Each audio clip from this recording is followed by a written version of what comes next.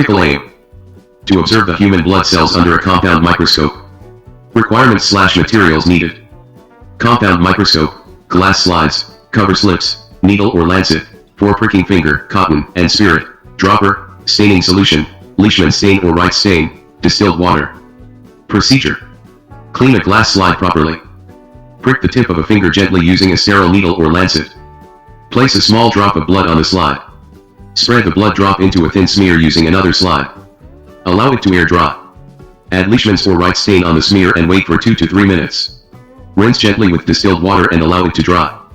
Observe the slide under the compound microscope, first under low power, then high power. Observation: 3 major types of blood cells are visible. Red blood cells, RBCs round, biconcave, non-nucleated cells appear pink/red. White blood cells, WBCs larger, nucleated cells fewer in number. Platelets, small, irregular fragments help in clotting. Result: the different types of human blood cells, RBCs, WBCs, and platelets, were successfully observed under the compound microscope. Conclusion: the blood is a connective tissue composed of plasma and formed elements, RBCs, WBCs, and platelets, each having a distinct structure and function essential for body physiology.